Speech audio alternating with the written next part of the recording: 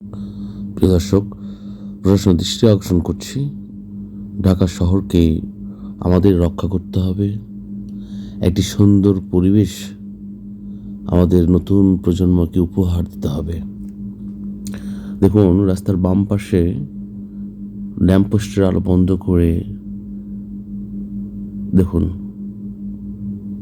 এটা তো ঠিক নয়। একদম প্রশাসনের ঠিক নখের ডাগায় বসে একে অপরের সাথে যেভাবে বিশ্রীভাবে জড়াজড়ি করছে, এটা আসলে আমি বর্ণনা দিতে পারছি না, বা আমি আসলে বর্ণনা দিতেও চাই না।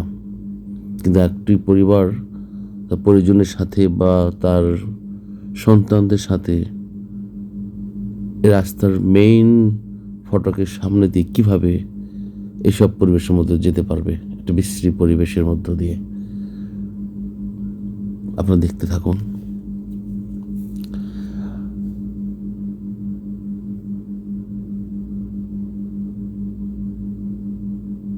একেবারেই এই ভয়াপনার কোনো মানে হয় না। পরিবেশ আমাদেরকে রক্ষা করতে হবে, আমাদেরকে এগিয়ে আসতে হবে। সুন্দরভাবে বসে কথা বলবে, এটা স্বাভাবিক। কিন্তু মানে যেসব অপ্রীতিকর পরিবেশ দেখা যায়, সেটা মোটেও কাম্য নয়।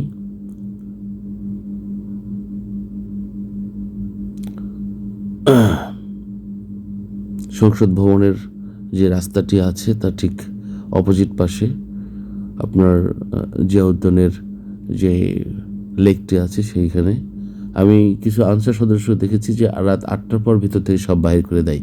তো আমি এই জায়গাটায় যে আলোক স্বল্পতা রয়েছে, আমি প্রশাসনের মাধ্যমে যথাযথ কর্তৃপক্ষের কাছে দৃষ্টি আকর্ষণ করছি যেন এই জায়গাটায় আলোকিত করে দেওয়া হয়। তাহলেই এই মাদক যেসব কারবার গড়ে উঠেছে, কিংবা এখানে শিশু অপরাধ, কিশোর অপরাধ যে গড়ে উঠেছে, এই কিশোর অপরাধ এবং শিশু অপরাধ এবং মাদক যে একটা অভয়ারণ্য তৈরি হচ্ছে, এখান থেকে তরুণ প্রজন্ম মুক্তি পাবে বলে বিশ্বাস করি।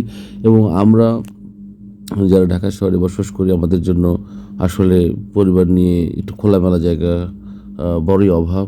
তো এখানে বিভিন্ন জায়গা থেকে বিভিন্ন পরিবার পরিজন নিয়ে, আত্মীয় স্বজন নিয়ে, স্ত্রী পুত্র নিয়ে সবাই আসে।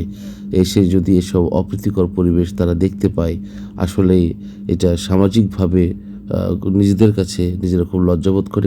আমরা এখন পরিবেশে অভ্যস্ত নই। আমাদের সন্তানদের কাছে আমরা নিজেরা লজ্জাবোধ করব যে এদিক দিয়ে এখানে কেন ঘুরতে আসলাম। সুতরাং প্রশাসনের দৃষ্টি আকর্ষণ করছি, ইনশাআল্লাহ ঠিক হয়ে যাবে। ধন্যবাদ সকলকে।